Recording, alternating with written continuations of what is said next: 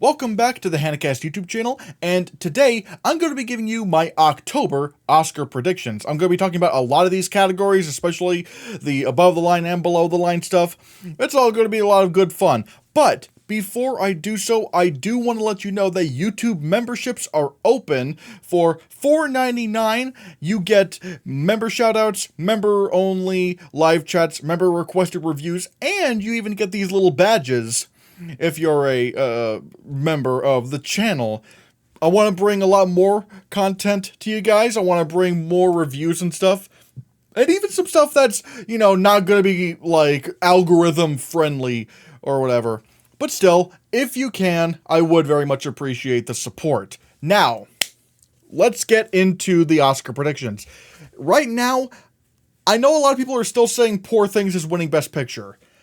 I just don't know. I don't know if I buy Poor Things yet. I still think Oppenheimer is the clear frontrunner as of right now. Because, yes, Poor Things is like the big thing with critics right now.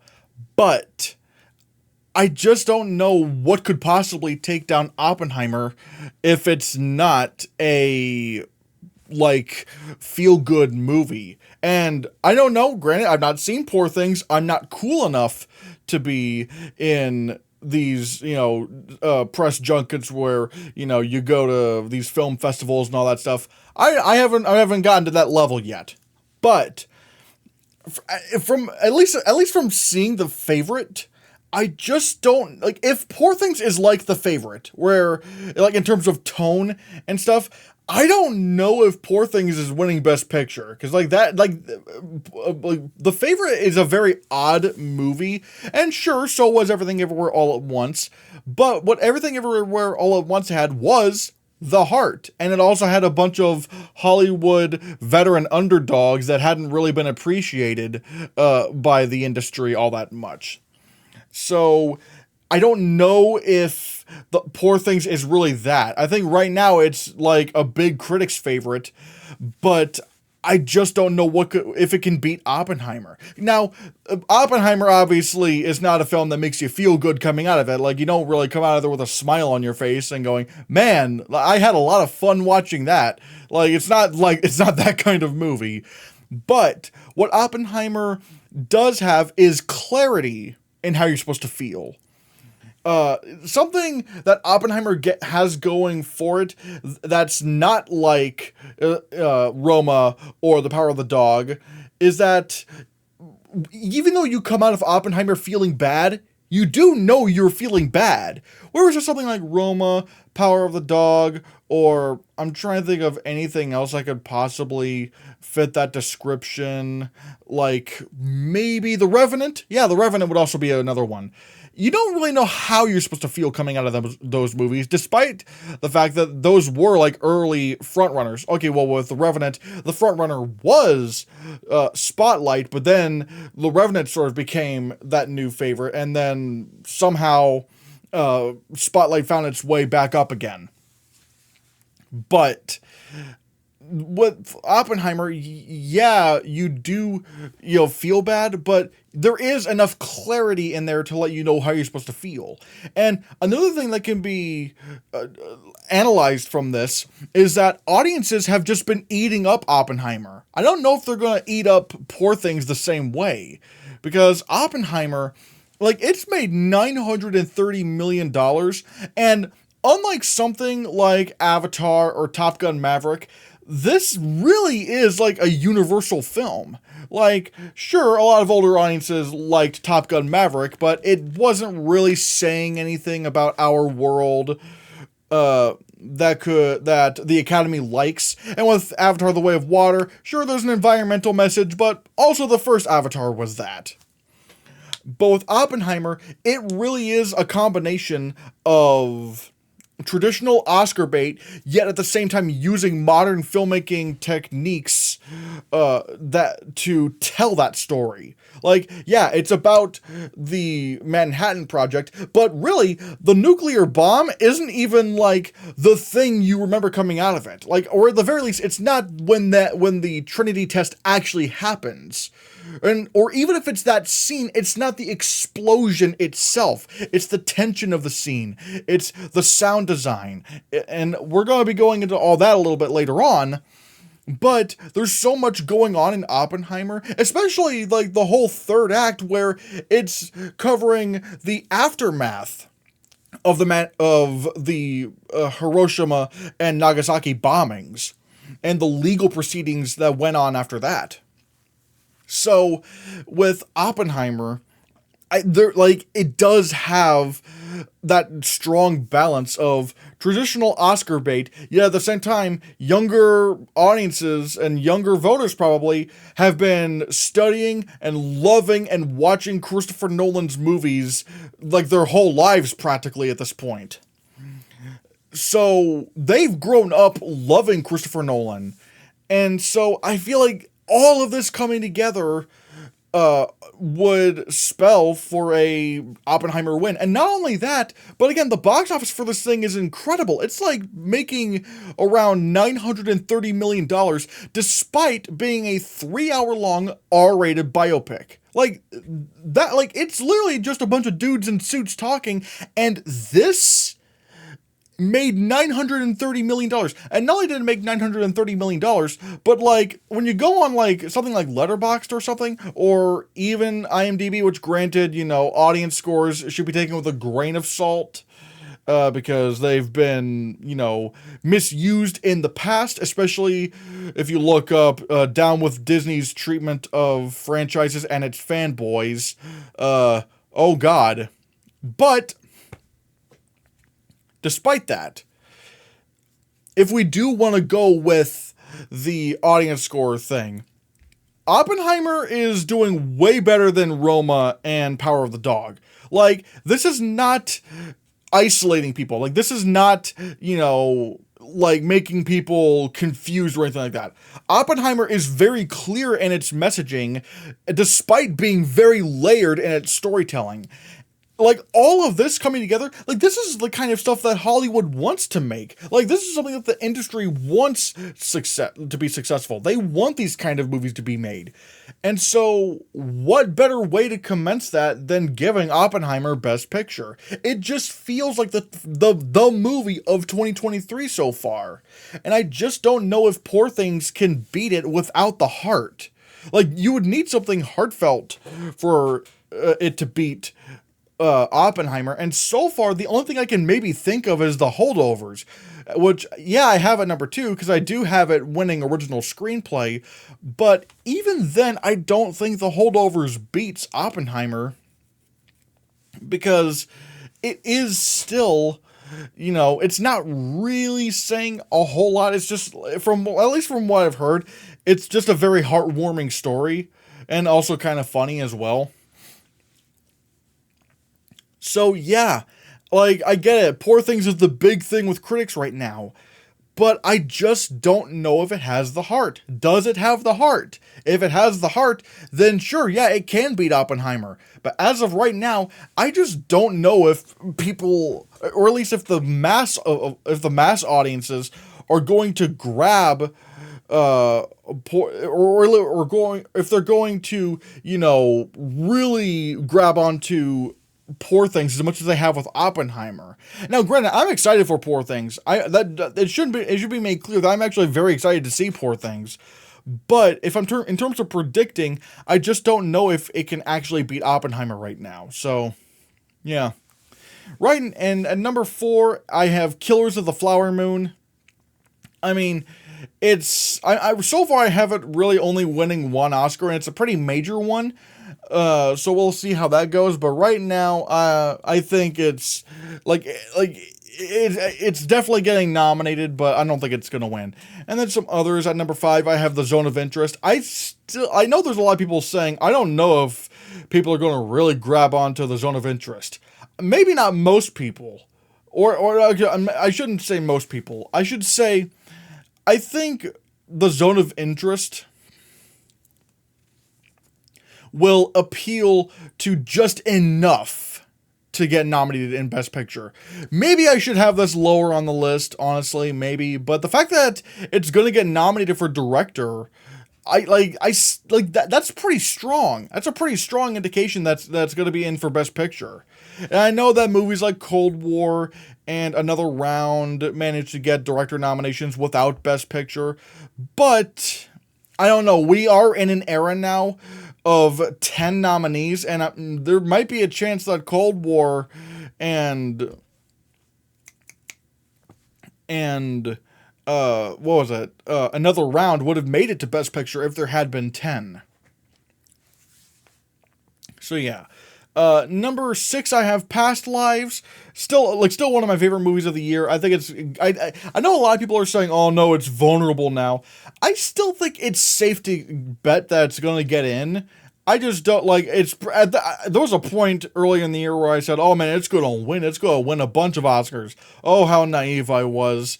It's probably going to win nothing at this point. Maybe original screenplay, but at the same time, it's competing with the holdovers. And right now in Gold Derby, when you look at the editors, they are completely split. Like, it is literally the exact same amount of editors on Gold Derby predicting Past Lives and holdovers for nominations, and the exact same and another equal amount of them predicting each of them for the win. So who knows? But I think Past Lives is still getting in. Barbie, you're probably wondering why I have Barbie below Past Lives and The Zone of Interest.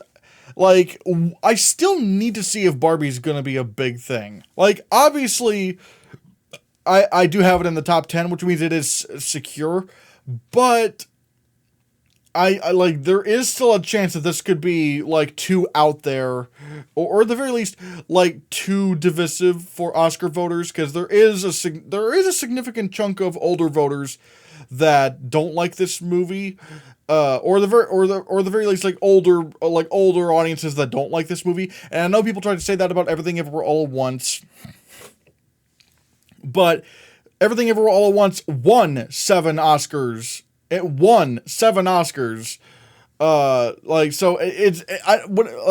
when it came to like people saying, "Oh man, older audiences, they hate Everything Everywhere All at Once," definitely was not a large sample size of older voters, because if a majority of older voters did not like Everything Everywhere All at Once, it would not have won 7 Oscars. That's just a fact. I don't think Barbie is going to win anything beyond. I think it might win adapted screenplay, but I just don't think. But I don't know. Well, then again, adapted screenplay is going to be a big topic of discussion, especially once we get to it. And you're probably wondering why I have it in adapted screenplay to begin with, despite the fact that Warner Brothers is trying to campaign it in original screenplay. Just stick around till I get to the screenplay categories, and we'll see. I've grown even more confident in Air for Best Picture now that apparently Amazon is pushing Air so far, like pushing it, or should I say so hard, in terms of press screenings, or not even press screenings, but like for your consideration screenings. Like Air, like Amazon is doubling down on Air way more than they are with what's that movie called? Saltburn, and there's this other movie I forget. I'm sorry. Amazon's really trying to push Air. They are really, really, really trying to push Air right now. And that's all I need to be. I was like, and I'm glad I kept Air in the top 10. I'm so glad I kept Air in the top 10, because I've always had this feeling like there is an audience for this movie that's gonna want to vote for it. And sure enough, like, this seems to be Amazon's biggest priority right now. So, yeah. Aha! I was right. Hopefully I am right. If I am right, never doubt me again. I hate my life sometimes. Then we have American Fiction at number 9. I think it's very secure, or at the very least pretty secure, I should say, because it did win the TIFF People's Choice Award, and in the past decade, every movie that won People's Choice at TIFF got nominated for Best Picture. So I think it's still, I still have to kind of predict it. And so then you get number 10. And right now I have Maestro, because the reviews for Maestro are still very strong. Uh, and like I was still apprehensive of Maestro before it's TIFF. No, it was Telluride.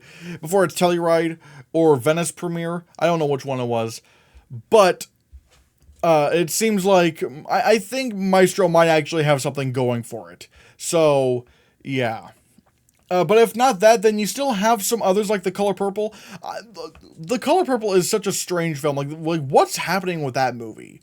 Like we really do have to see like what the reviews are for The Color Purple to see what's going to actually become of that film during award season. Like, is it going to be a big player? Is it going to be West Side Story, or is it going to be Babylon? We'll have to see. And then some other contenders. Rustin. It could be a crowd pleaser. That film could absolutely be a crowd pleaser when it releases, so we'll have to see on that. Spider-Man Across the Spider-Verse, oh my god, I really want this to get into Best Picture, but every day I'm growing more and more concerned. Sony is going to have to go hard on campaigning with this movie. They are going to have to go harder than probably most other things they probably have had to campaign for. But I just don't know. The superhero and animated bias, like genre bias for this might be strong. Because it absolutely does deserve a Best Picture nomination. For me, it's the second best movie of the year. But we'll have to see. I've jumped May, December much higher up on my list than my last few predictions. It's now at number 14 because it has gotten some very strong raves over at the New York Film Festival right now. And it does seem to be very strong. It has a bit of a thriller edge to it, at least from what the trailer is suggesting. So maybe that could hurt it. But yeah, right now things are going pretty well for May, December. Anatomy of a Fall, you're probably shocked as to why I have it all the way down at number 15. I don't know. I've heard that it's a mixture of mystery thriller and courtroom drama, and I don't know, the mystery thriller part kind of makes me go, because the Oscars really do not like mystery thrillers. They don't like mystery thrillers with Gone Girl, Drive My Car, Knives Out, The Girl with the Dragon Tattoo. They just don't really like these movies. They don't. So I think that might hurt Anatomy of a Fall. One Life, I've dropped all the way. I've dropped down a lot. I was thinking maybe there was a chance it could win People's Choice over at TIFF. Not TIFF. Wait, no, it is TIFF. But nope, did not even crack the top 3. And I'm starting to believe this movie is going to die. It's just going to die in the water and just be completely forgotten about. So yeah, Boy and the Heron, I only have this at number 17 because it did make the TIFF top 3. So that's pretty big. And it's the first animated movie to ever make the TIFF 3. But I think if there was going to be an animated movie nominated in Best Picture, it would be Spider-Verse. And it would be so crazy if they actually managed to nominate 2. But I don't think that's happening. Priscilla, it got really good raves over at Venice, but I think that's where a lot of its praise is going to die. Origin, I feel like is just too divisive. The people who love it, really love it and say it's one of the best movies of the year, but it's there are a lot of people that are saying it's just not that great. So, yeah. And then All of Us Strangers, I mean, maybe I should have Saltburn at number 20. But at this point, if it's number 20, then just, So, yeah. Let's see. Oh, yeah. Then we get to Best Director. And again, even if Oppenheimer does not win Best Picture, Christopher Nolan is winning Director. He's going to win Director, and I have never been more invested in a potential Oscar win, maybe ever. Maybe the last time I was Brendan Fraser potentially winning Best Actor, and I was so happy to see him win Best Actor for The Whale. And with Christopher Nolan, I'm going to be even more excited because Christopher Nolan is my all-time favorite director, and he's never gotten his due by the Academy, and he has literally changed the Oscars because, you know, if you remember, The Dark Knight got snubbed for Best Picture, and then and there was so much outrage that it caused the Academy to expand the Best Picture lineup to 10. So, Christopher Nolan's movies have literally changed the Oscars. So, I'm very excited over this prospect. If anyone could beat him, maybe Jonathan Glazer for The Zone of Interest. Sorry, I had to make some last-minute adjustments because, yeah, you're looking at this correctly. I have Marty Scorsese all the way down at number 5. The reason why I have him down at number 5 is because, like, there is a chance that maybe Celine Song or Greta Gerwig could take a nomination for Best Director. But this lineup, this 5 right here is so strong that someone, if Celine Song or Greta Gerwig gets in, it will have to be, like, you're going to see someone snubbed that you don't want to see snubbed. And unless we get, like, another Ben Affleck situation with Christopher Nolan, and I will be absolutely furious if that happens. I will unleash hell upon everyone if that happens. Unless something like that happens, like, I don't know who else, because you gotta put in Jonathan Glazer. I mean, like, because I feel like the director's branch would love what he's doing. Yorgos Lanthimos for Poor Things. I think Poor Things is too high up in Best Picture to say that he's not getting a nomination at this point. Alexander Payne for The Holdovers. This, I still think they might go for him. And we might just see Martin Scorsese get snubbed. Like, there have been some, and I know it sounds unthinkable, but we also thought Denis Villeneuve getting snubbed for Dune was unthinkable. No one thought that would happen. And yet it happened. So, one of two things is going to happen, and either way, there's going to be a ton of backlash. Either no women get nominated for Best Director, and the internet just throws a fit over that, or Martin Scorsese potentially gets snubbed for Best Director, and then another side of the internet gets, throws a fit over that, because I don't know. I think, like, someone is vulnerable, and it's gonna be someone that everyone does not want to be vulnerable. So, yeah. We have, outside of this top 7, we could potentially have Bradley Cooper for Maestro. I think he does get nominated for the Golden Globe, because the Golden Globes do like celebrity directors, like actor directors. Although, also another thing I should point out, the Golden Globes have now expanded all their other categories to 6 nominees, which I don't know why they're doing that. That sounds very weird. It just sounds like they're trying to have more nominations available just because, just so that they don't have to face any backlash. It's the same reason why I'm not really a big fan of the BAFTAs going for 6, like, director nominees and 6 acting nominees. Because it's like, it just feels like a way to avoid controversy, by doing, like, the just kind of laziest thing imaginable. Just like, oh, and people are going to say, well, you're okay with Best Picture being 10. Yeah, because Best Picture is, like, the biggest award of the night, and it makes sense for the biggest award of the night to have 10 nominees. Like, that makes sense. But especially with the Critics' Choice this year, oh my god, remember when they had 10 nominees for director? Like, alright, sure, I'm glad S.S. Rajamouli, who would have been my vote for Best Director, got in. But would he have really got, like, does it really matter if he got in a field of 10? Like, I don't know if he would have been in there in a field of 5, so does it really matter? So it's like, yeah. Regardless, I think maybe Bradley Cooper does make it into the Golden Globes 6 for director. And who knows, maybe if there's 10 nominees for a director at the Critics' Choice, they might go with him. So, yeah, we'll have to see.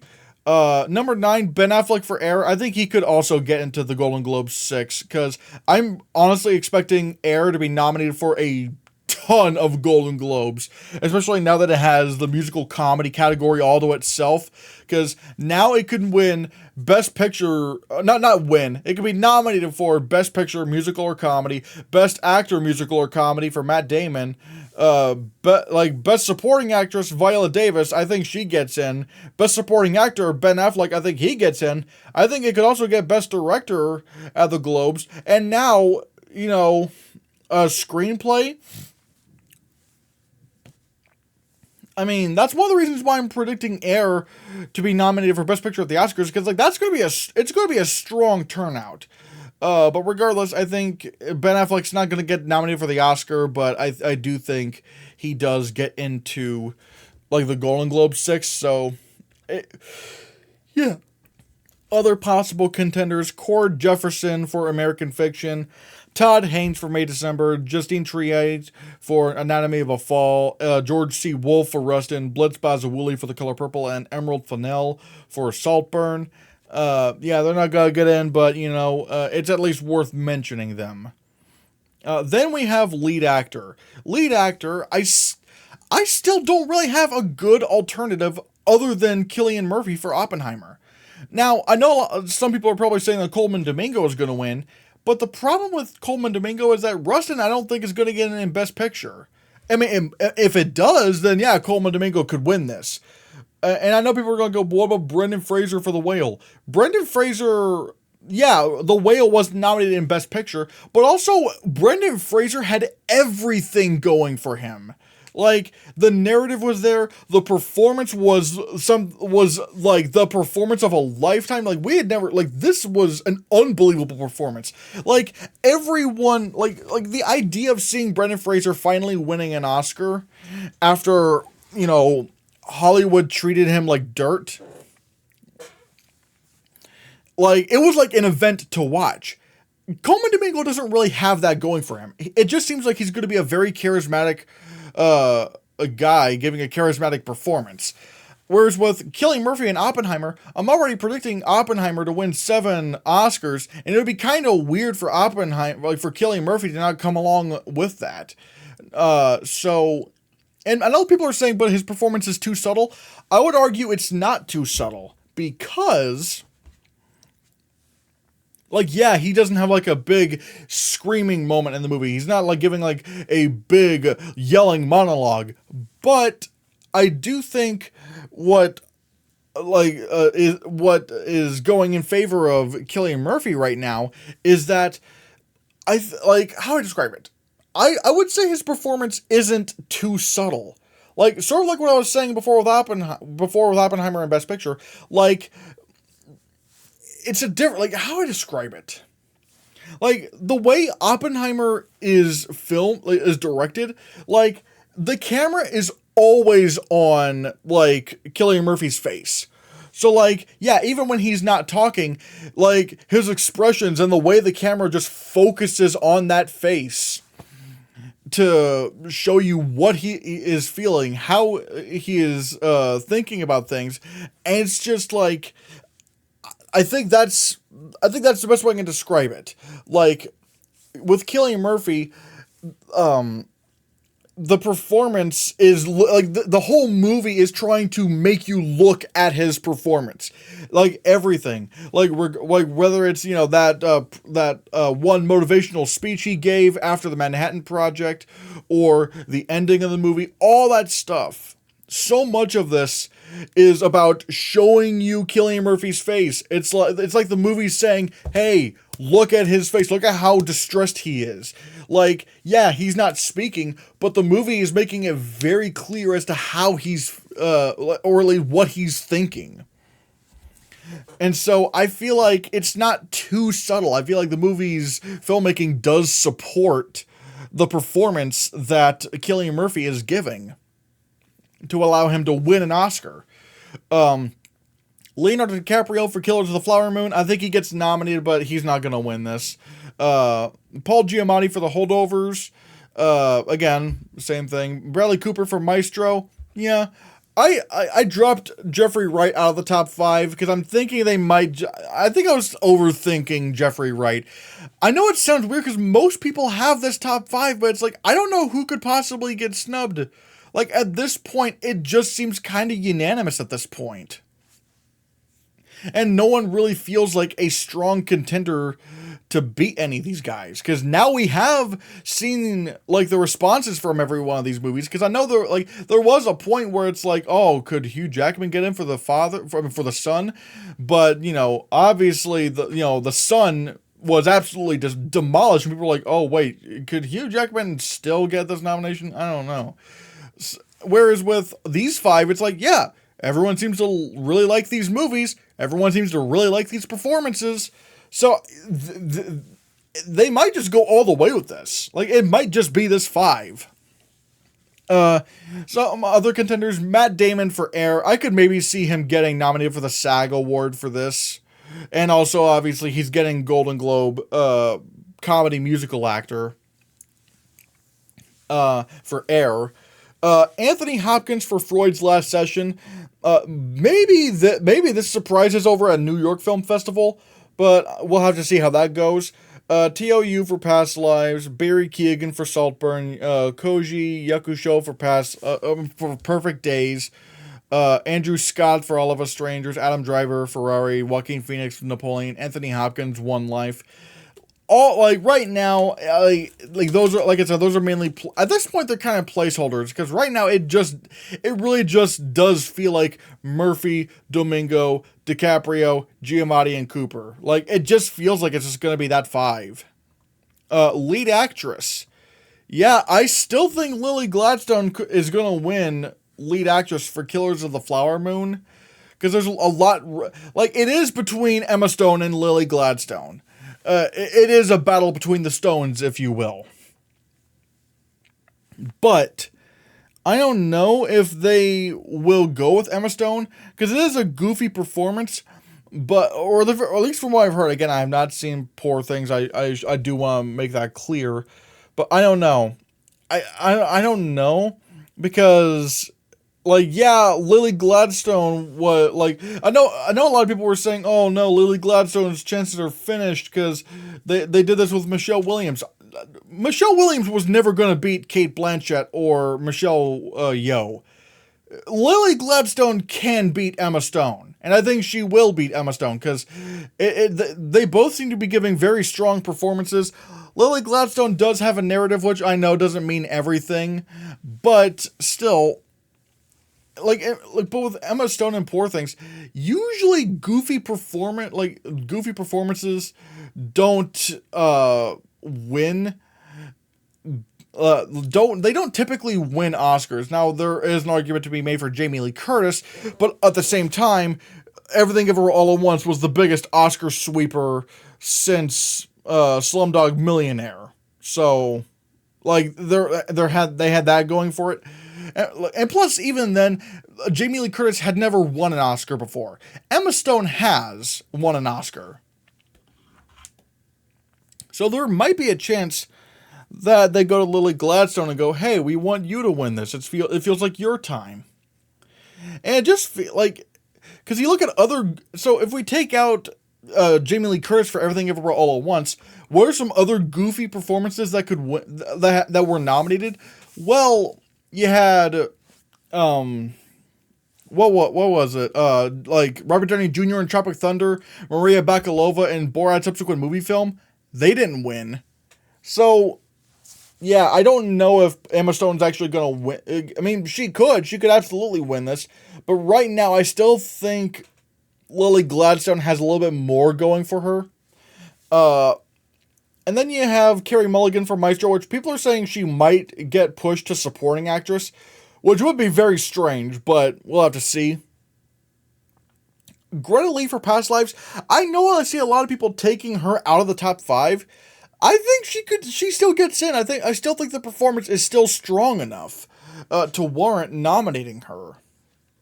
But again, you're just going to probably see a big snub, and that big snub, I think, is Sandra Huller for Anatomy of a Fall. Because, like I said, I think Anatomy is going to do much worse at the Oscars than people might think.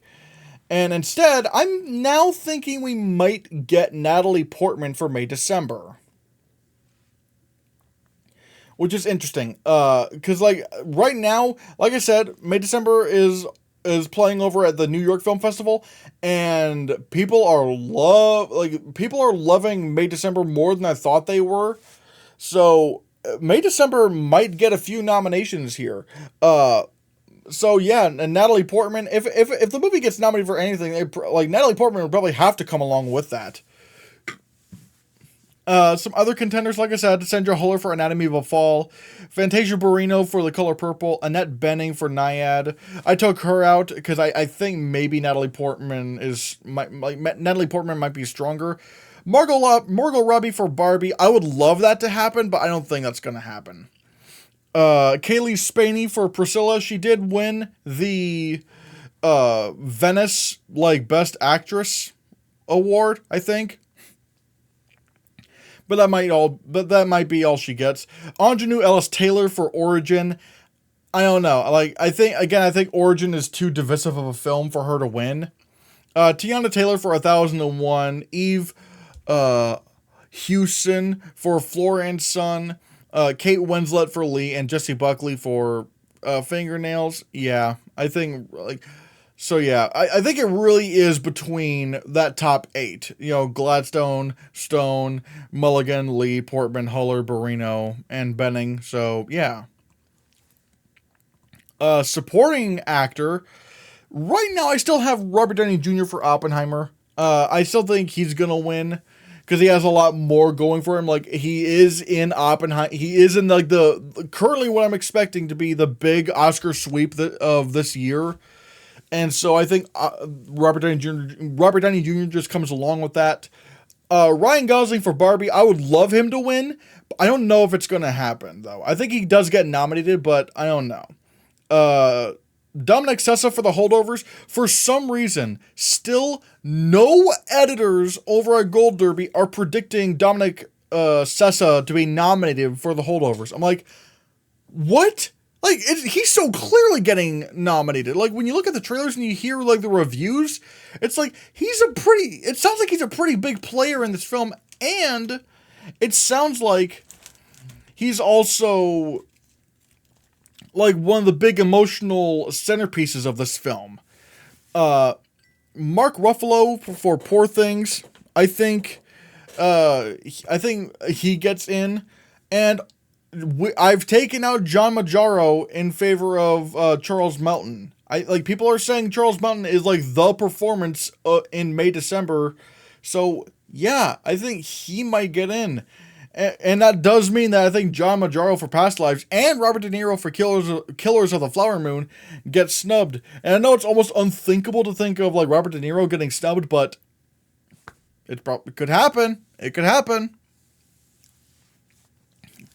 Let's see. Ben Affleck for Air. I think he gets Golden Globe and maybe even SAG, but I think that's where it kind of stops.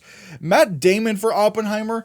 This could, if the Oscars really love Oppenheimer, they could, they could double nominate in supporting actor, and there are a few other contenders that could be in there, maybe Josh Hartnett for Oppenheimer, or if they really want to go insane, Gary Oldman, who I have at number 15, Gary Oldman, that could be really crazy if they actually managed to do that. And Josh Hartnett I have at number 13. But going back up the list, number 10 I have Willem Dafoe for Poor Things, because the reason why I didn't have him in this list is because it's everyone always tries to predict Willem Dafoe, and then he ultimately doesn't get nominated, and I still think he doesn't get nominated, but people are saying that he does have a lot of screen time and stuff like that, so maybe. Jacob Elordi for Priscilla. Then I have Glenn Howerton for Blackberry, and Jesse Plemons for Killers of the Flower Moon. Again, I think it really is just between those 7. So, the top 7 I have. So, yeah. Supporting actress. We have. I still think Davine Joy Randolph wins for The Holdovers. I think she might actually win for The Holdovers. because people are saying that she's a big player in that film. So maybe, if honestly, it really is between these three actresses: Davine Joy Randolph for The Holdovers, Danielle Brooks in The Color Purple, and Emily Blunt in Oppenheimer. I would be shocked if Emily Blunt turned out to be like the front runner to win the Oscar, considering that she doesn't have a whole lot of screen time in the movie and doesn't have a whole lot to do. But oh my god, I've already seen a bunch of people, like even on Gold Derby, the editors are completely split as to whether or not Danielle Brooks or Emily Blunt's gonna win. And the fact that so many people are predicting Emily Blunt to win, like, I don't know. Like, I'm already predicting the movie to win 8 Oscars. Are we really expecting 9? Because here's the thing. If Emily Blunt wins supporting actress, that means I would probably have to consider the movie winning adapted screenplay as well, and that would tie it with a bunch of movies, including the original West Side Story, for the most Oscar, like the second most Oscar wins in history with 10. That would be insane. And I just don't know if they're gonna do that. Like, that would be nuts. And obviously, like even if it were to somehow win 10 Oscars, including supporting actress and supporting actress and lead, not supporting actress and adapted screenplay, I don't know what else it could possibly win, because like everything's just kind of been taken. But yeah, regardless, so yeah, the top 3 is kind of tough. Right now I'm going with Davine Joy Randolph, but we'll have to see. Number 4, Jodie Foster in Nyad.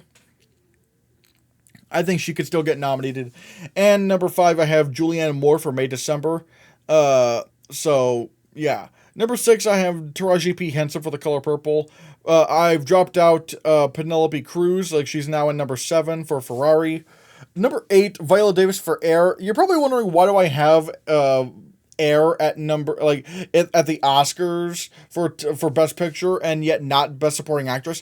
I don't know. I think Air gets, like, 3 nominations at the Oscars: picture, screenplay, editing. I don't think they're gonna go that far with acting, but still, I think Viola Davis is at number 8. Like, I think, honestly, there even is a chance that she could get everything. That she could get the Golden Globe nomination, Critics' Choice nomination, SAG nomination, and even the jury at the BAFTA save her, and she could still lose out on the Oscar nomination. I still think that that could definitely happen.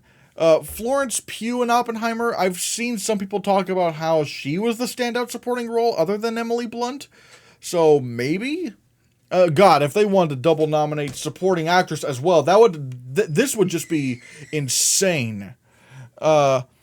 Number 10, I have Rhea Perlman for Barbie, and number 11, I have America Ferrera for Barbie. You're probably wondering, why do I have Rhea Perlman over America Ferrera? Well, that's simply because I think if they were to nominate an actress for supporting actress for Barbie, they would pick the older one, because the Oscars love doing that. They love having older actors leapfrog the younger ones, like Judi Dench leapfrogging Katrina Balfe, and Judd Hirsch leapfrogging Paul Dano.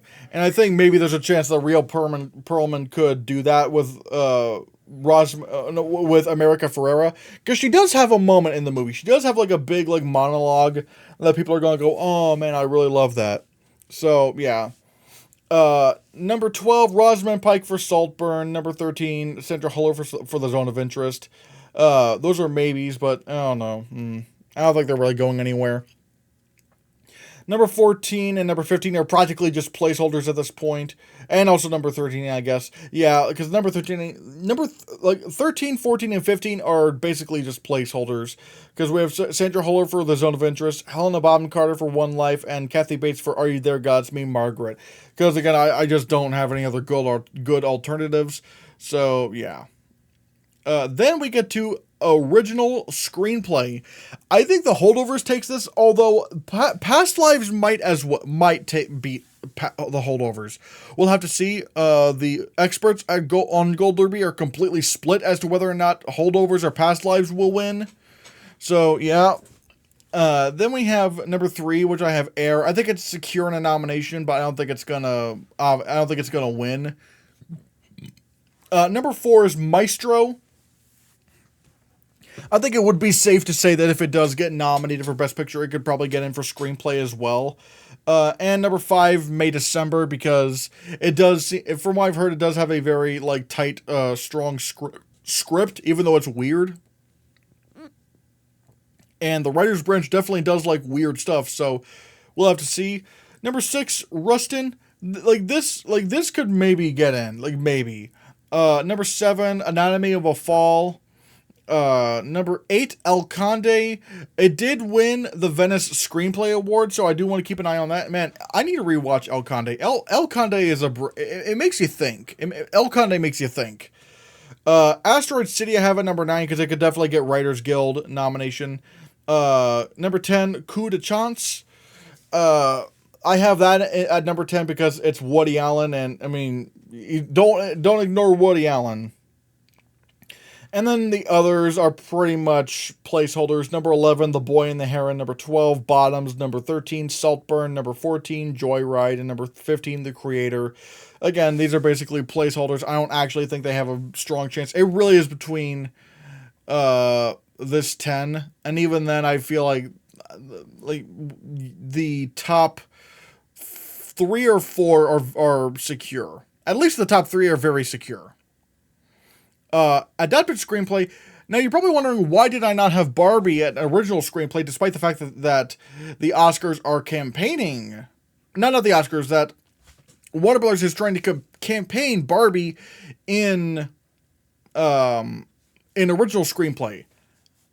The Oscars are not going to let that happen, because Barbie is so clearly adapted. It's based off of Barbie characters. Like, Barbie and Ken are the leads of this movie. This is not like Toy Story, because, yeah, you did have Mr. Potato Head and the little army soldiers, but the movie was not about those characters. It was about Woody and Buzz, and guess what? Those were original characters. So I think this is not the same as Toy Story. Also, if Moonlight and Whiplash somehow, got into if the writers branch of the Academy made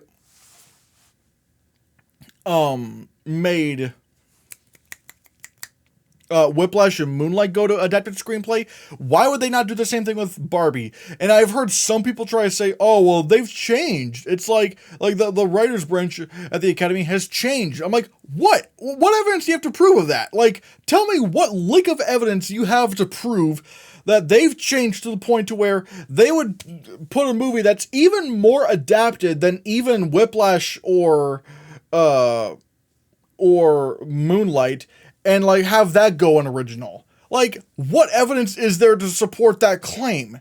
There is no evidence. Like, you're just grasping at straws at that point, my guy. So yeah, let's see. So right now I have Barbie winning adapted screenplay. This is a bit of a gamble because, like I said, the older audiences may not grasp this movie, but who knows? There still is a good chance Oppenheimer could just take adapted screenplay and suddenly win 9 Oscars, which would make it one of the biggest Oscar juggernauts in film history. That would be absolutely nuts. Poor Things.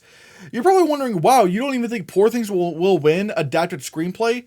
I don't, honestly. I don't know if it's gonna win that. Because I think it does win at BAFTA. I think it wins BAFTA, but I just don't know if general American voters are gonna really gravitate towards Poor Things.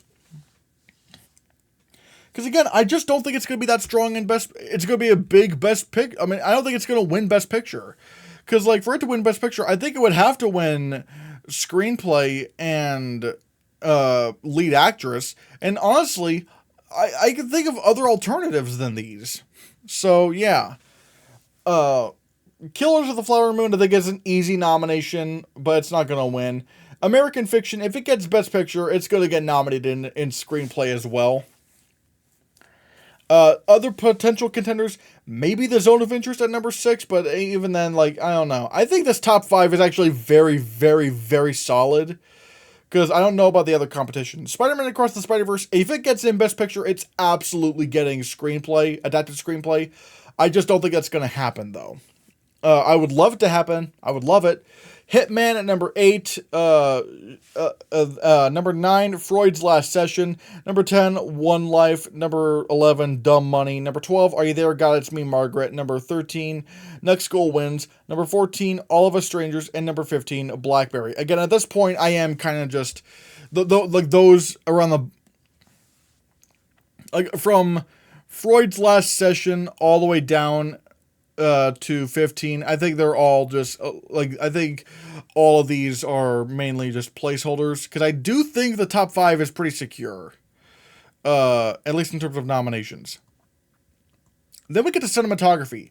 Once again, this is going to be Oppenheimer's. Like, this is easily it is the most cinematography of the year. How does this not win? Number 2, Killers of the Flower Moon. I think it's an easy nomination. Number 3, Maestro, very pretty looking. I think that's going to get nominated.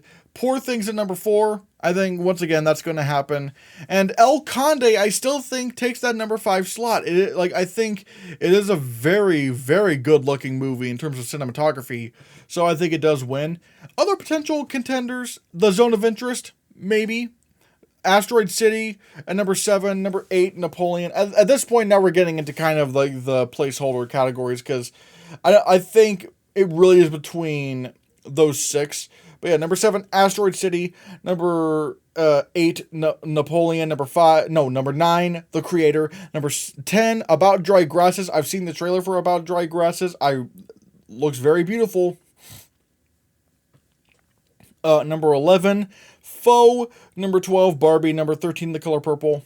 Number 14, Ferrari. And number 15, Creed 3. I would love it if Creed 3 got in. I would love it, but I don't know. Let's see. Then we get to film editing.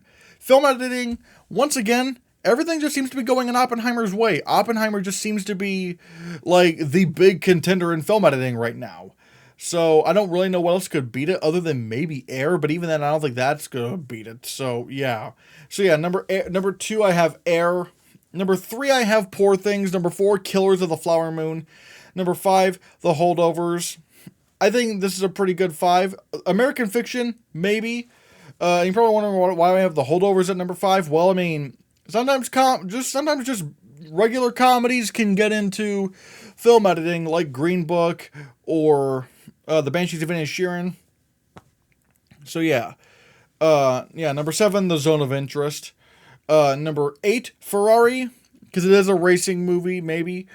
Number 9, Maestro, because it is a big, long scale, large scale, biopic, so maybe.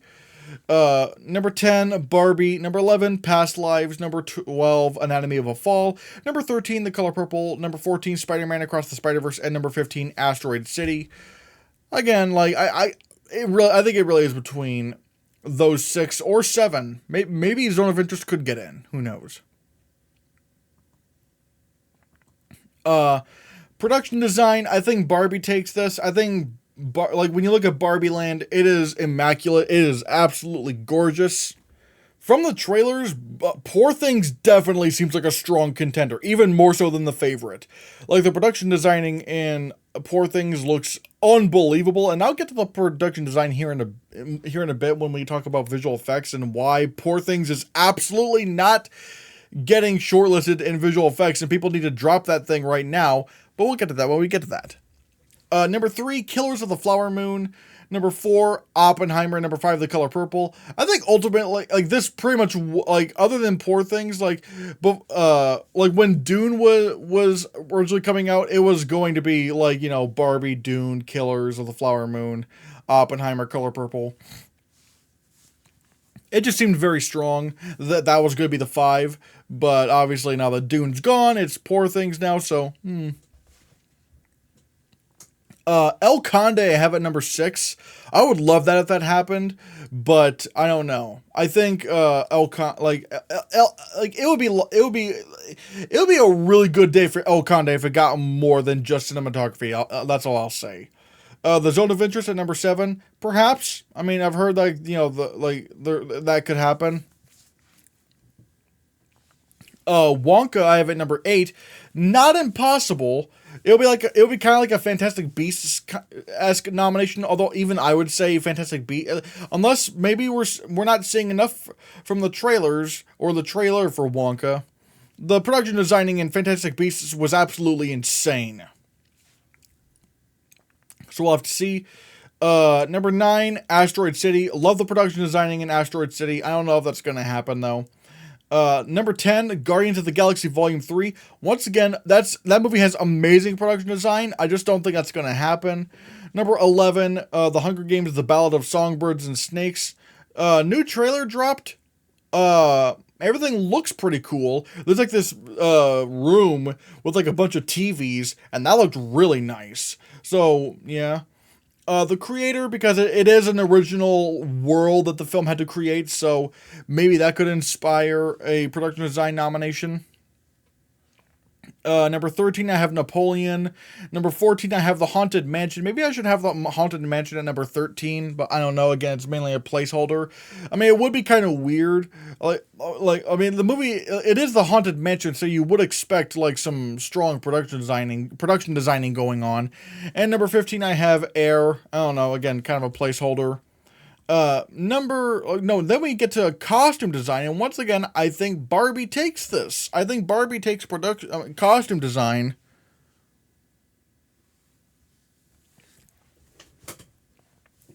Like the costumes in Barbie are really, really good.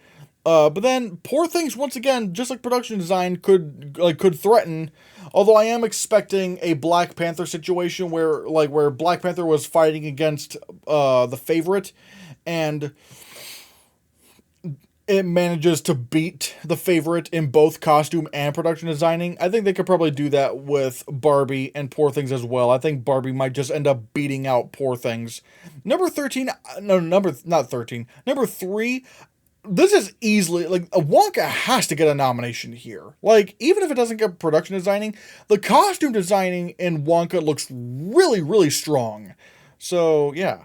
Number 4, Killers of the Flower Moon, because why not? And also, number 5, The Color Purple, sure. Again, pretty solid 5 here. There is The Hunger Games, The Ballad of Songbirds and Snakes. No Hunger Games film has ever been nominated for costume design. Although you could make an argument that with Ballad of Songbirds and Snakes, it's more of a period piece-esque type of film, so maybe that could help it. Number 7, El Conde. The costumes in El Conde are really, really cool. Number 8, Priscilla. Number 9, Asteroid City. Asteroid City has some really cool costume designs, despite it being kind of simple. Number 10, Maestro. Number 11, Chevalier. Number 12, Napoleon. Number 13, The Little Mermaid. Number 14, The Haunted Mansion. And number 15, Air. Most of these are kind of placeholders, so yeah. What was it? Oh yeah, makeup. All right. Once again, I need to tell people, I think this 5 is pretty solid. I think this is a very solid 5 to have. And obviously I have the ones that everyone's probably predicting, like Maestro, Guardians of the Galaxy Volume 3, Poor Things. I think Maestro's winning. So yeah. But Golda, people put Golda in your predictions. Like, that's Helen Mirren under that makeup. That's pretty strong. And also, even now, people do not have John Wick Chapter 4, not even in their top 10. I'm like, they would go for something like this, people. Like, they're not, like, yeah, you're probably wondering why I have Barbie all the way down to number 14. That's because it's just hairstyling. The makeup branch of the Oscars don't really give movies makeup and hairstyling nominations for just hair. Like, in terms of, like, they like prosthetics. And guess what? This goofy guy in John Wick Chapter 4 is played by Scott Adkins. Like, a very buff, very big kind of, action actor. like stunt, and he does stunts and stuff. And yet in John Wick 4, he's playing this fat gangster like John Wick. And he's like kind of like it's kind of like a goofy kind of transformation. And the makeup branch at the Oscars loves this stuff. They love giving nominations to the goofy kind of makeup transformations. And this is exactly that. Like, people, even if you're not going to put it in your top 5, at least be aware that John Wick 4 could happen. It's at least, at bare minimum, getting shortlisted. So yeah. And I've seen some people go, well, none of the other John Wick movies have been nominated for Oscars. Yeah. The other John Wick movies haven't been nominated for any Oscars because they didn't really do anything that was worthy of being nominated for Oscars. This right here with Scott Adkins, like, this is worth a makeup and hairstyling nomination. This is worth a nomination. So yeah. Number 6, I have Rustin. It's a period piece, but over, I don't think it, honestly, none of these are going to get nominated. I'm just kind of listing them off. Number 7, The Color Purple. Number 8, The Hunger Games, The Ballad of Songbirds and Snakes. Number 9, The Little Mermaid. Number 10, Dungeons and Dragons, Honor Among Thieves. Like, there's some weird kind of creature makeup going on in some scenes. Number 11, Oppenheimer. You're probably wondering, wow, you don't have Oppenheimer in the top 10? I don't know. Looking at the makeup, they could snub that. Like, they could snub that in the top 10.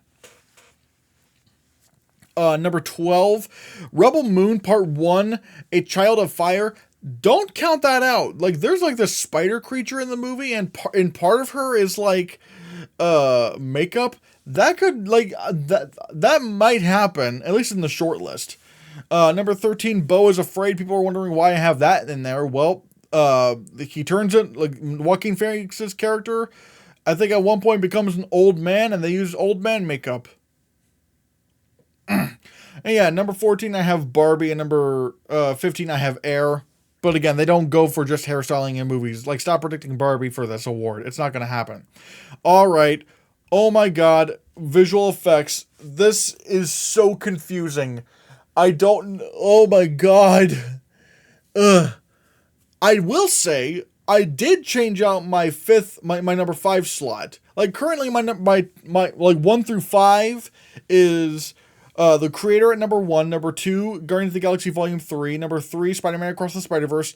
Once again, I need to go through that top 3 and talk and really get into detail on that because, oh boy, who knows. But then number 4, I have The Little Mermaid. The Little Mermaid, I think that is very secure in a nomination. And number 5, I've actually swapped out Dungeons and Dragons, Honor Among Thieves, in favor of the Marvels. And here's, okay. Let me just talk about who I think could win before I start getting into, some of the other stuff, because this is insane. This is a 3-horse race. This is absolutely a 3-horse race at this point, because I don't know who's, because the reviews for The Creator are out. The reviews are out right now, and they are okay. Like, the reviews for The Creator are just okay. It's at 67% on Rotten Tomatoes. This is kind of worse than I thought it was going to be. Like, this is not even First Man. This is not even First Man levels of critic reception. This is not even Tenet levels of critic reception.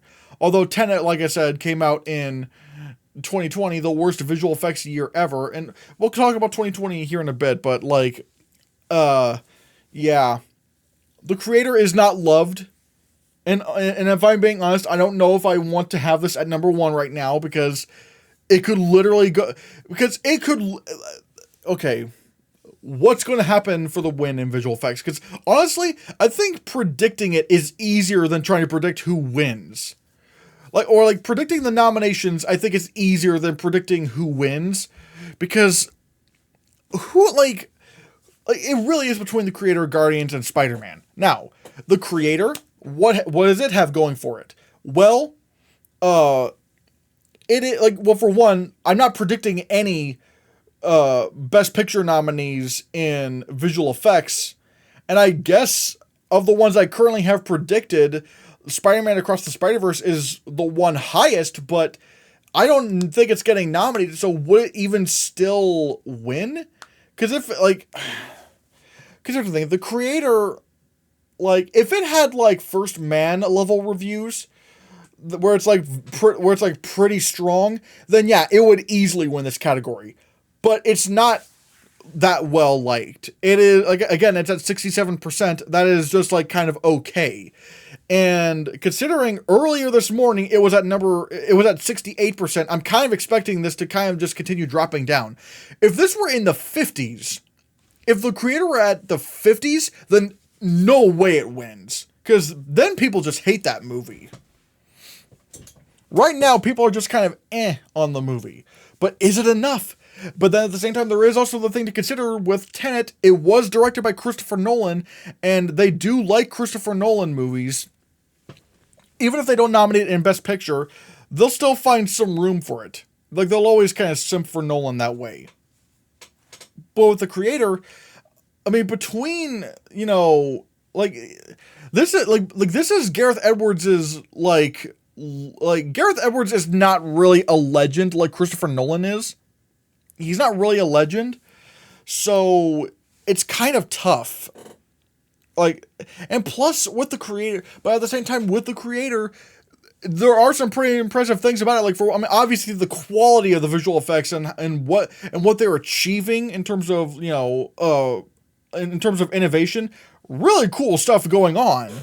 But also, the narrative that this film has an $80 million budget, like, and it still looks this good. That could be, like, that could sway voters. That could probably sway voters. And plus, there is the idea that, you know, the fact that this is an original blockbuster.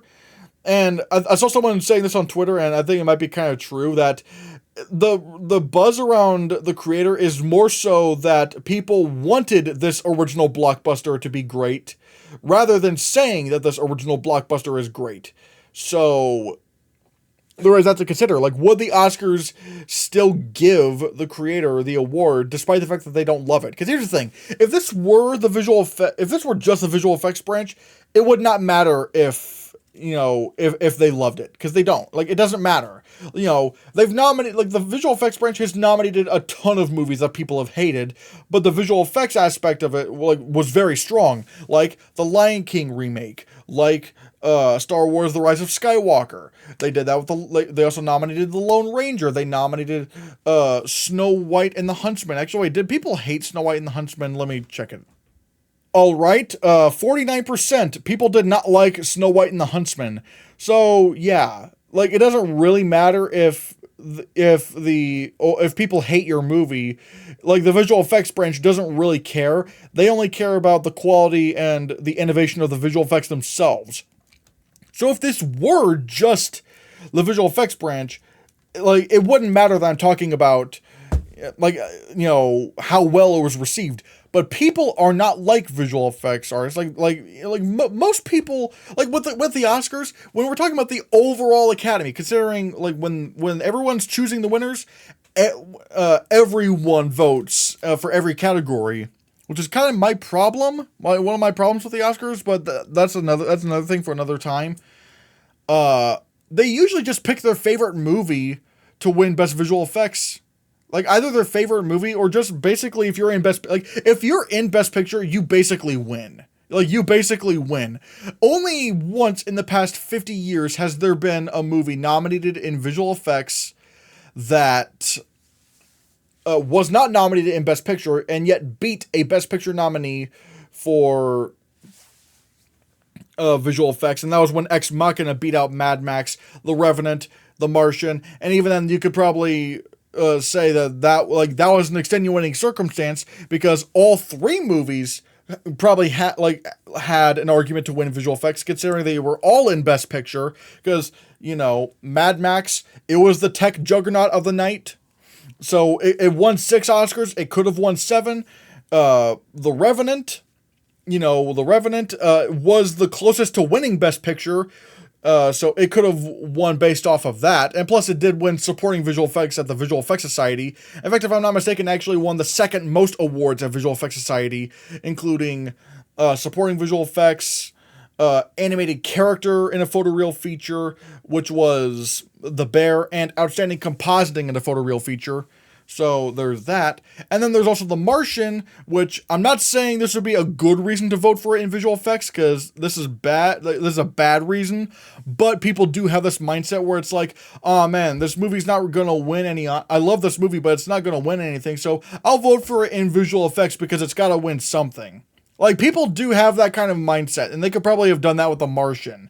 And then you had Star Wars The Force Awakens on top of all of that, which was, like, seemingly the frontrunner for visual effects, considering it won BAFTA, and it won the most awards at the Visual Effects Society, including the top prize. So when you have the votes splitting across 4 different films that had a strong reason to win visual effects, that's why Ex Machina slipped through. Like, make no mistake about it, if it was just the visual effects branch voting for the winner, it would not have been Ex Machina. It would never have been Ex Machina.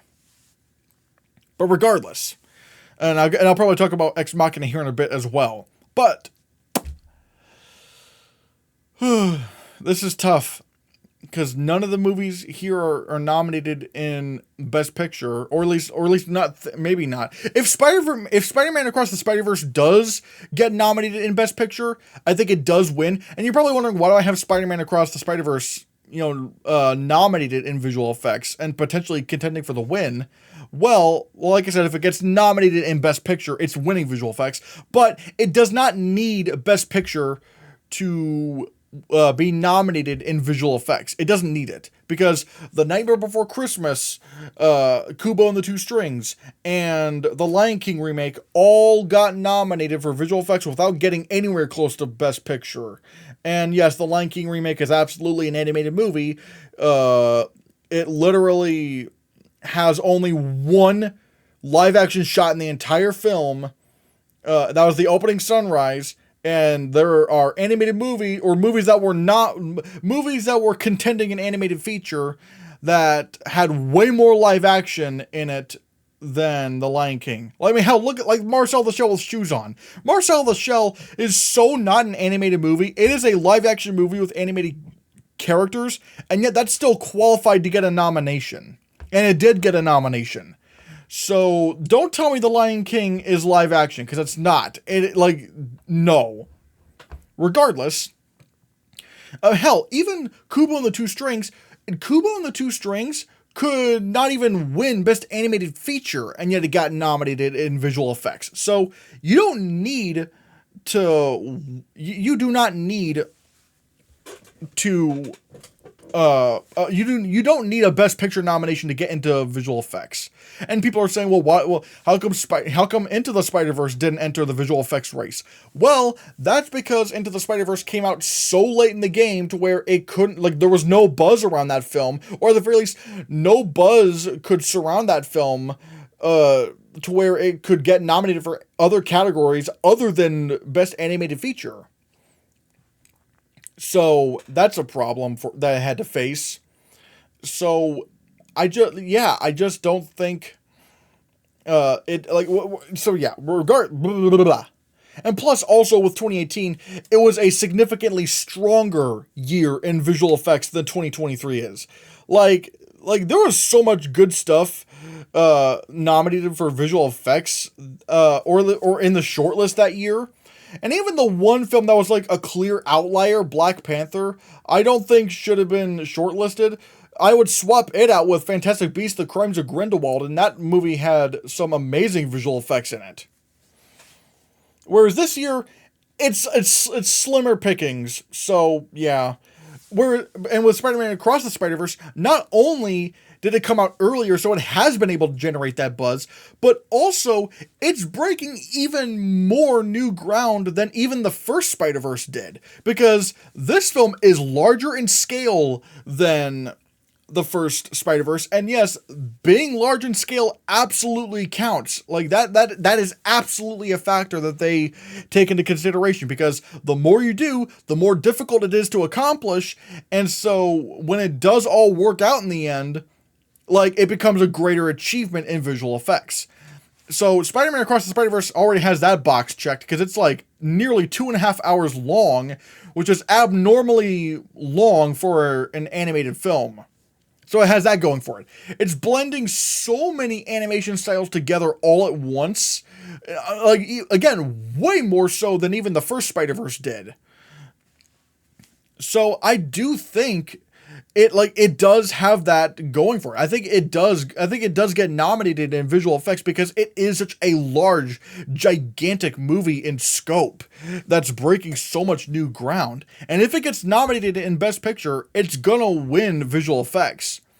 And then there's Guardians of the Galaxy Volume 3, which there's still a chance maybe that happens, because if it does really turn out that people just don't like the creator and are just going, phooey on that movie, they might just turn to Guardians of the Galaxy Volume 3, and this would become the MCU's first Oscar win for visual effects. Which is kind of nuts. Like, you wouldn't think Guardians of the Galaxy Volume 3 would have its best chance in visual effects here, but here we are. Now, people are wondering, and then, no, you're probably, and okay, and The Little Mermaid, I think The Little Mermaid is still very secure in a nomination. People have been denying that this is going to happen, but it's going to happen. Get used to it. Like, The Little Mermaid is doing a lot of really cool things in the effects world right there. Like, just look at the Under the Sea sequence. Like, there's so much going on with so many different creatures, and keep in mind, the vast majority of the mermaids are CGI. Like, it's pretty much only, like, this part of their face is CGI, and maybe their hands at times, but even then that can change. So, like, everything else is CGI, including their whole bodies, practically. So I think The Little Mermaid is still very secure. And then the Marvels, I was thinking maybe Dungeons and Dragons could get in, but honestly, no. I think I've been thinking about this too hard. They might just default to the Marvels again. Like, maybe it's like a Black Panther Wakanda Forever situation where it's like, the effects aren't maybe really all that groundbreaking, but they kind of just default to it because, just because. So there is that. Indiana Jones and the Dial of Destiny, I have at number 7. I wouldn't mind seeing that because, like, the de-aging on Harrison Ford is pretty much flawless. Like, that looks very strong. But de-aging is a lot of movies are doing de-aging now, and they didn't nominate Ghostbusters Afterlife for that, or they didn't nominate Furious 7 for that, so it's a bit harder to say. Number 8, Transformers Rise of the Beasts. I don't think this gets nominated, but considering the kind of weak year for visual effects, it could probably just get in the shortlist. Ant-Man and the Wasp: Quantumania. People need to start realizing that, yeah, it's not going to get a nomination, but it's going to get in the shortlist. Like, you're going to have to just accept it. Like, just accept it that it's going to get into the shortlist because, again, it's a weak year. They're not going to do movies like Mission Impossible Dead Reckoning Part 1. Like, they're not going to put that in the 10 film shortlist. They're not going to do that. So, yeah. And then I have Oppenheimer at number 10 because it might get shortlisted, but here's the thing. I don't know why everyone's thinking it's going to get nominated. Because it's not. The movie's not really groundbreaking in visual effects. Like, the most visual effects in the movie is, like, one explosion, and even then, it's like, that's not really even the highlight of the scene. Like, when I think of the Trinity test explosion in Oppenheimer, I'm not even really thinking about the explosion itself. I'm thinking about how that scene was edited, how the score was playing, how the movie's cinematography was, like everything that had been building up to that point. And plus, with Oppenheimer, I've seen visual effects artists complain that this is not what a nuclear explosion looks like. Like, they say that this is a gasoline explosion filmed in slow-mo. And considering visual effects artists have to simulate these kind of things, visual effects artists, people don't know this, visual effects artists really do know how physics work. They know physics, they know lighting, they know cinematography, because many times they have to simulate all of that. And so if a visual effects artist says that, Oppenheimer's Trinity test explosion does not look like a nuke explosion, then I will believe them, and they're probably not going to be that impressed over it. And I know that there's probably some other smaller visual effects stuff in the movie, but it's mostly like small compositing stuff that's not groundbreaking or really deserving of a nomination. So I still don't think I think Oppenheimer might get shortlisted because it's in, Best Picture. And not only that, like Christopher Nolan's movies do tend to get shortlisted, even when they don't get nominated. But I think this is just going to be another Arrival or Dunkirk or Mank. And speaking of Mank, another thing that people have to realize about Oppenheimer, it has not slightly, significantly less visual effects shots than Mank and Welcome to Chechnya, and yet those movies came out in an even worse year for visual effects, and yet they couldn't get nominated. So, if they couldn't get nominated, why would Oppenheimer? I just don't think it's happening. And so, yeah. Then I'm gonna go down the list here. Wonka at number 11, number 12, Rebel Moon Part 1, A Child of Fire, number 13, The Haunted Mansion, number 14, Mission Impossible: Dead Reckoning Part 1. Don't expect Mission Impossible to make the short list of 10. The Mission Impossible movies just don't do that. And then Aquaman and the Lost Kingdom at number 15. If there was any DC movie that had a best shot at getting in for visual effects, it might be Aquaman, but that's not happening. But, however, you're probably wondering, wait, you don't have Poor Things in there? Jump ship on Poor Things right now in visual effects. It's not happening. Yes, I have not seen the movie, but especially seeing the trailers, I am convinced this is not a visual effects movie. Now, yes, you do see some creatures in the trailers, but they're not for example, you see like this creature where it's like, what is it? I think there's like a creature with there's a creature where it's like, it has the body of a pug and the head of a duck. No, I think it's like the body of a goat and the head of a duck, and something with the body of a duck and the head of a pug. And like a lot of people are going, I mean, look, that could get nominated for visual effects. It's like, that's like simple green screen work. That's not like they don't nominate stuff for stuff like that. Like that's like, and plus those scenes are in black and white, which is even easier to do in visual effects because you don't have to worry about multiple color spectrums. Now, granted, I'm not experienced in visual effects, but I at least know a little bit about the stuff, or at least a little bit about this stuff. And this is just not the kind of stuff I would see getting nominated for visual effects. And there's even this one shot, which is kind of hard to see in the first teaser, where it's like, Emma Stone's riding this big fish creature. And once again, it's a very static shot, I should say, where it's more painterly. And painterly visual effects do not get in. Here's the thing. Indie movies and art house films don't get nominated for visual effects.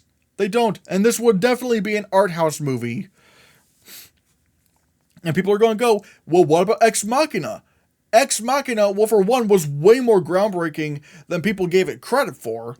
But also, after Ex Machina, it never happened again. They never nominated a single indie or art house film in visual effects ever again. They did not nominate Everything Everywhere All at Once. They did not nominate The Green Knight. And I even told everyone that those films would not even get shortlisted. And I have the exact same thing with Poor Things right now. Poor Things is not getting shortlisted because it is not a groundbreaking achievement in visual effects. Nor is it really like really that big of an achievement in visual effects. What we are seeing, I think, if anything, is more so the art direction. Like, yeah, you look at the crazy, what's going on with the effects in that movie, but really, those are more so there to support the production designing, like the art direction. And that's what this movie is going to be a big contender in. It's going to be a big contender in production design. Because yeah, that's why everything looks pretty. Like it's sort of like the reason why everyone thinks modern CGI is bad when it's really not. Like, modern CGI is very good. Like, for example, let's take a look at. I can't really bring up an example right now. But really, what people are complaining about is not the visual effects, because the visual effects these days have never really been better. The problem, however, has been a lack of clear. What's the word I'm looking for? A clear direction, or a clear look at what this thing is, at how the scene is supposed to look. Because what it is usually these days, it's more so like you see it in previs, like they have something in previs, and then they sort of model the visual effects around that. But the effects aren't really the problem. It's more so just like I said, it's not really a clear direction. It's sort of like why Everything Everywhere All at Once did not get shortlisted in visual effects, because it is not a groundbreaking achievement in visual effects. The visual effects were mainly there to support the editing. Now, the editing, yeah, if we're talking about the editing in the movie, sure, yeah, you can write home about that all day and night, and how insane the editing is. But when we're talking about the actual visual effects, the visual effects aren't really the standout, because a lot of it is done in service to the editing, and that's where the movie shines. Everything Everywhere All at Once is not a groundbreaking achievement in visual effects, it's a groundbreaking achievement in editing. And in the exact opposite way,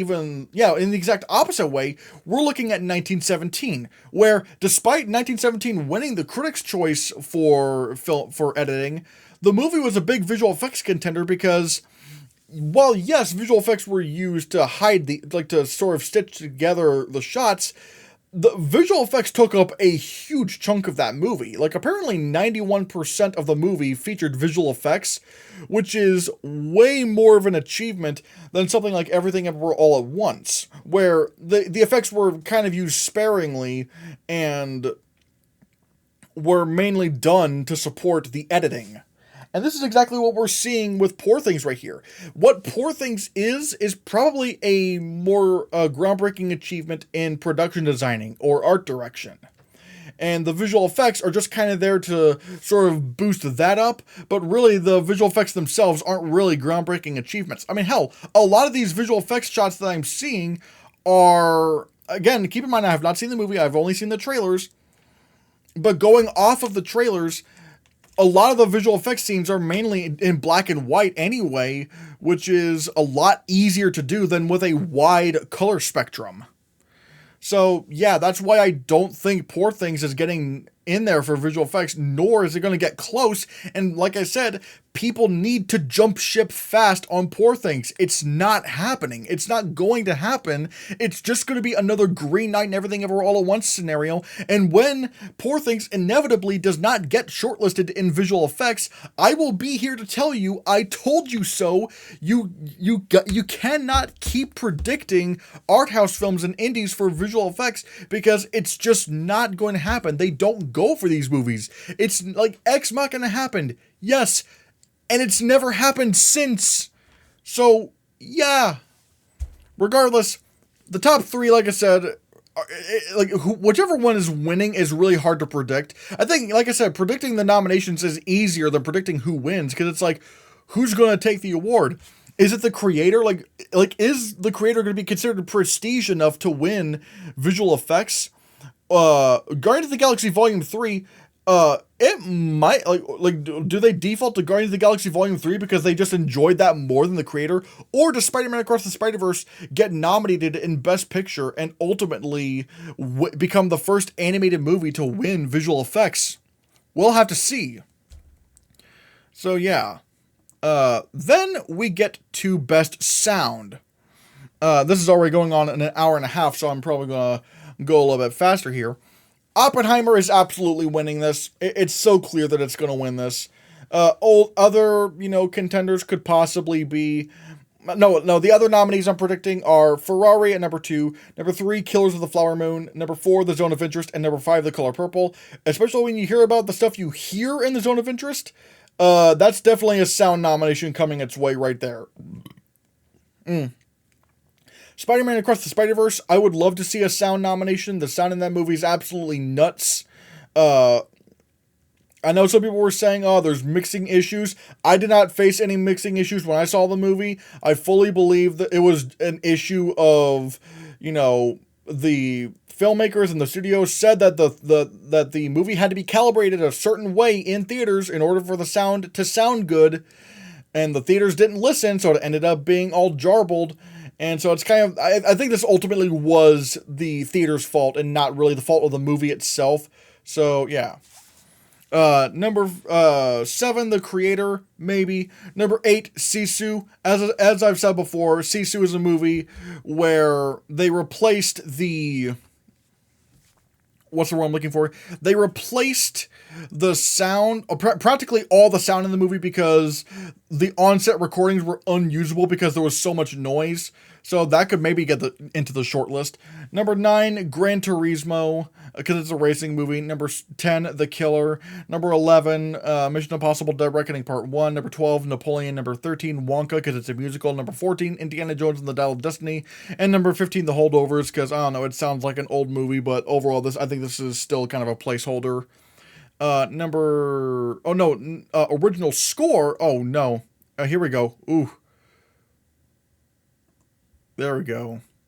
An original score, we have Oppenheimer winning. I think Oppenheimer wins this. So yeah, I think, Oppenheimer wins this. The score is definitely the biggest standout of the year. Maybe Past Lives. I think Past Lives gets nominated. Number 3, I still have Indiana Jones, The Dial of Destiny. I think everyone is just going to have to accept that this is happening. John Williams always manages to find his way in.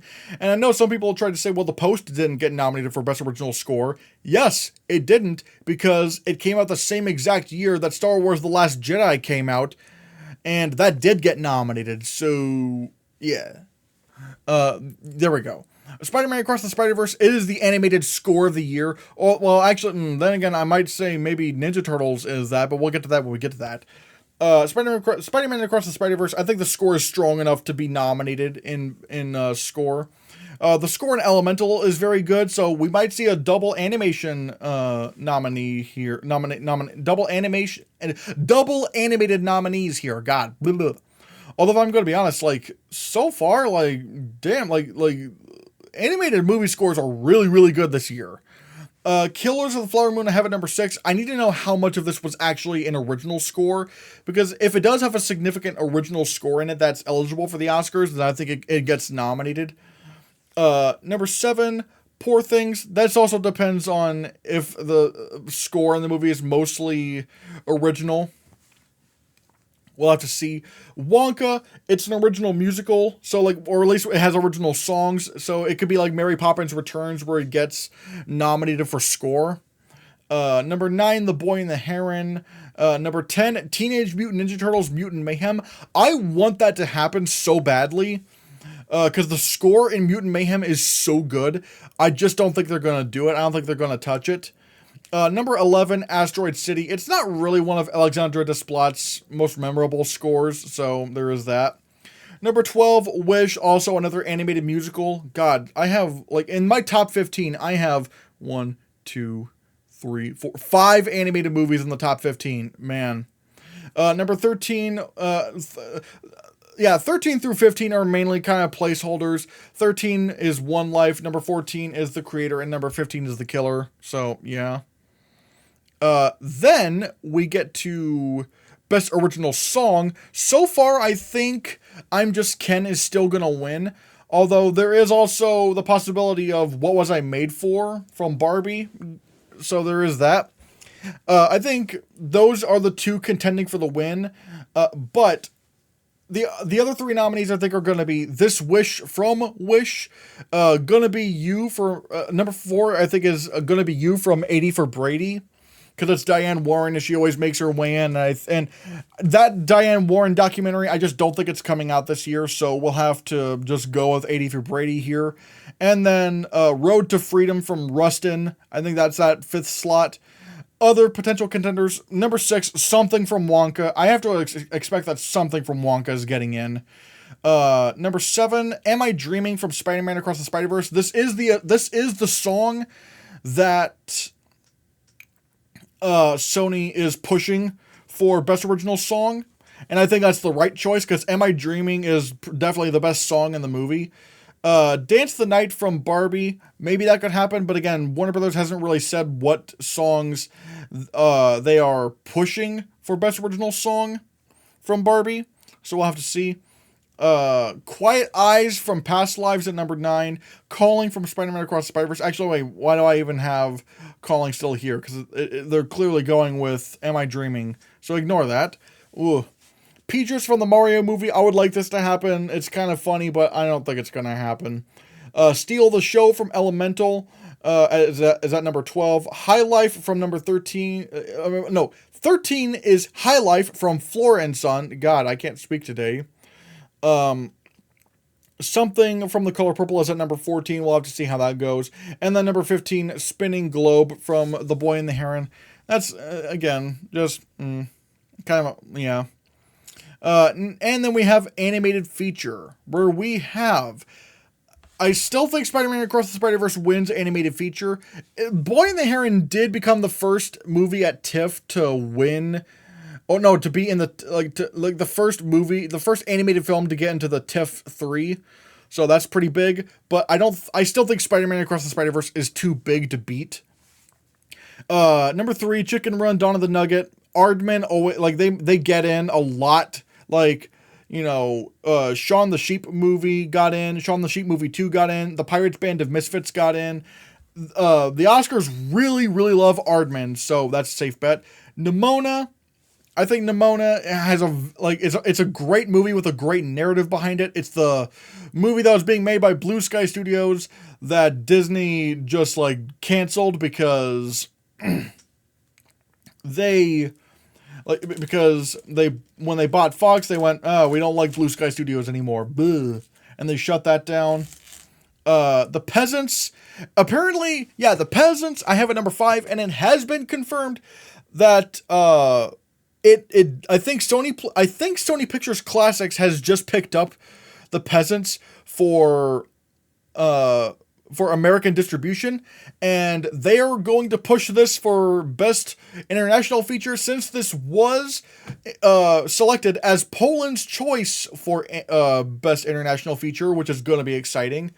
And apparently, Sony Pictures Classics is going to try to push The Peasants for Best Animated Feature, which I think this probably has a pretty strong chance because so far the reviews for this movie are very, very strong.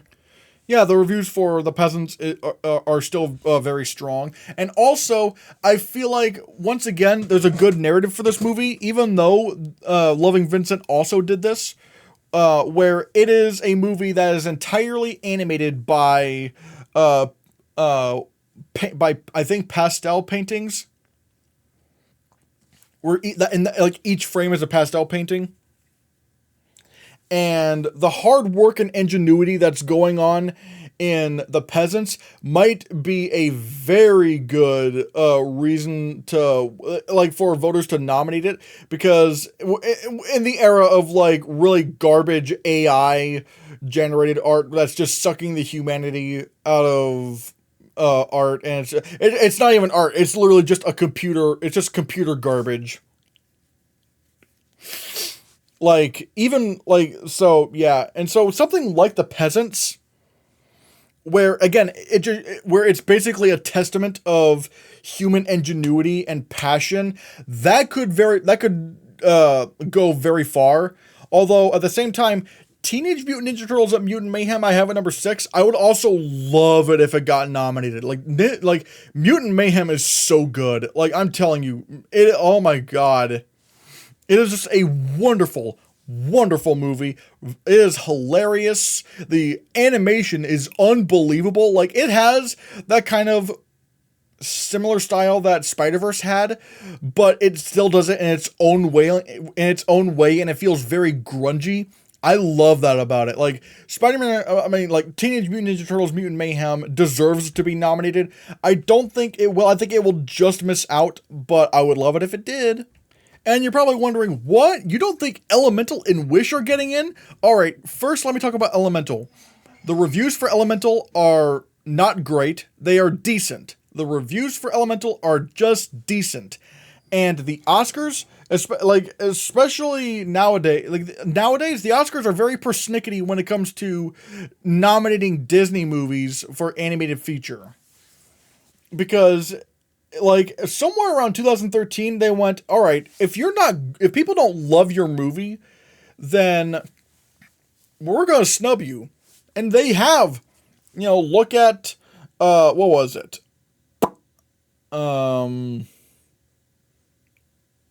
Look at Monsters University. Look at The Good Dinosaur. That was a big one. Cars 3. Frozen 2. Frozen 2 was literally number 2 to be nominated. And yet it didn't even and yet it got snubbed. Which is crazy. And so, like, it's like, yeah. It's kind of a big thing. Like, what do all those movies have in common? They have below high 80s on Rotten Tomatoes, and people don't love them. They don't there probably is a passionate fan base for Elemental, but they are a vocal minority. People overall do not love Elemental, and even I will say it's pretty mid.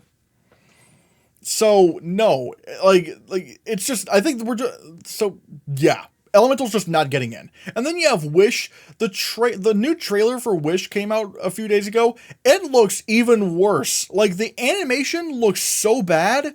It looks like Disney tried to do the whole Spider-Verse thing, but they didn't have anybody who had any experience in that style. All they've just been doing is what Disney animation has been doing recently in terms of CGI animation. So it's they just took one of those and kind of just gave it no texture and barely any shading or anything like that. It's just a very plain looking movie. It looks it literally looks unfinished. That's what it looks like. That's what Wish looks like. Wish looks unfinished. So, and even the plot itself sounds like a joke. Oh, there's this magical village, and then there's this girl who wants to be free and, see the world and stuff. But then she makes a wish, and it's just really? This just sounds mid. And so, with all that in mind, yeah, I do think we are looking at a Disney-less animated feature category this year. And I'm fully willing to believe that maybe Elemental gets nominated everywhere. Golden Globe, Critics' Choice, PGA, BAFTA, Annie. Sure, I don't care. I've seen this happen before. Frozen 2 also got in everywhere, and it still didn't get nominated for the Oscar. I will not predict any Disney movies for animated feature this year. They are just unless somehow Wish is way better than we're expecting. If it's actually great, then sure, I'll predict it. But right now, I'm not at all confident in Wish. It just looks bad. And right now, number 9 I have Suzume. Same studio that made Belle. I really wish Belle got nominated, but that didn't. So why would I suspect that Suzume would? Number 10, Ernest and Celestine, A Trip to Gibraltar. Number 11, Robot Dreams. Number 12, Trolls Band Together. Number 13, The Super Mario Brothers Movie. Number 14, Migration. And number 15, Ruby Gilman, Teenage Kraken.